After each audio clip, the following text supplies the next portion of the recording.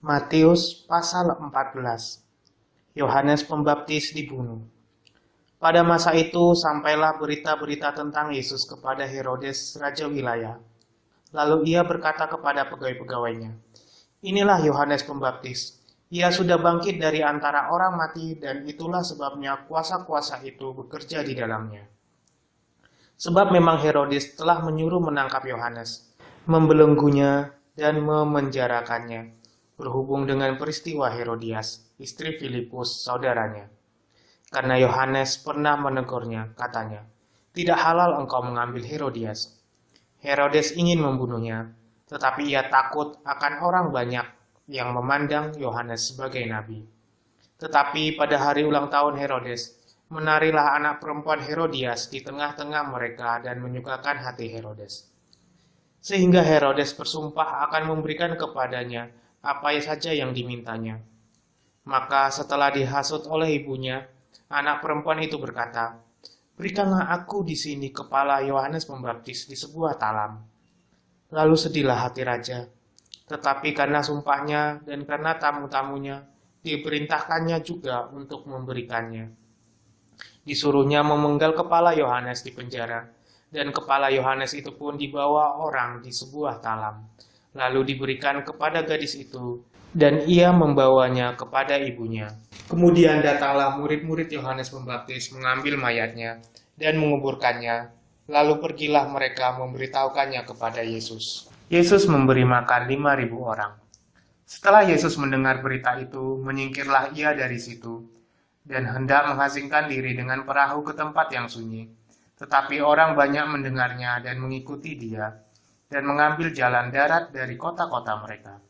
Ketika Yesus mendarat, ia melihat orang banyak yang besar jumlahnya, maka tergeraklah hatinya oleh belas kasihan kepada mereka, dan ia menyembuhkan mereka yang sakit.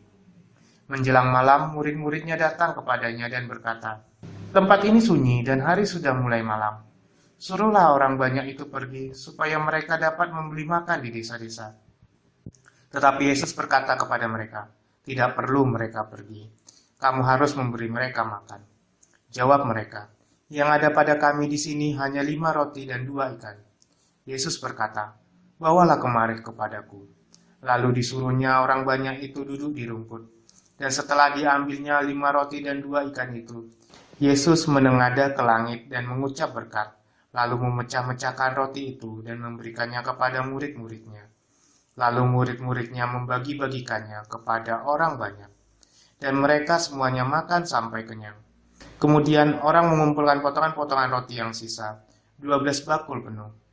Yang ikut makan kira-kira 5.000 laki-laki, tidak termasuk perempuan dan anak-anak. Yesus berjalan di atas air. Sesudah itu, Yesus segera memerintahkan murid-muridnya naik ke perahu dan mendahuluinya ke seberang. Sementara itu, ia menyuruh orang banyak pulang. Dan setelah orang banyak itu disuruhnya pulang, Yesus naik ke atas bukit untuk berdoa seorang diri. Ketika hari sudah malam, ia sendirian di situ. Perahu murid-muridnya sudah beberapa mil jauhnya dari pantai dan diombang-ambingkan gelombang karena angin sakal. Kira-kira jam 3 malam, datanglah Yesus kepada mereka berjalan di atas air. Ketika murid-muridnya melihat dia berjalan di atas air, mereka terkejut dan berseru, "Itu hantu!" Lalu berteriak-teriak karena takut. Tetapi segera Yesus berkata kepada mereka, "Tenanglah, aku ini, jangan takut." Lalu Petrus berseru dan menjawab dia, "Tuhan, apabila engkau itu, suruhlah aku datang kepadamu berjalan di atas air." Kata Yesus, "Datanglah."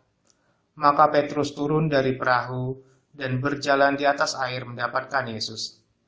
Tetapi ketika dirasanya tiupan angin, takutlah ia dan mulai tenggelam, lalu berteriak, "Tuhan, tolonglah aku." Segera Yesus mengulurkan tangannya, memegang dia dan berkata, "Hai orang yang kurang percaya, mengapa engkau bimbang?" Lalu mereka naik ke perahu dan angin pun redalah. Dan orang yang ada di perahu menyembah dia, katanya, "Sesungguhnya engkau anak Allah." Yesus menyembuhkan orang-orang sakit di Genesaret. Setibanya di seberang, mereka mendarat di Genesaret. Ketika Yesus dikenal oleh orang-orang di tempat itu, mereka memberitahukannya ke seluruh daerah itu.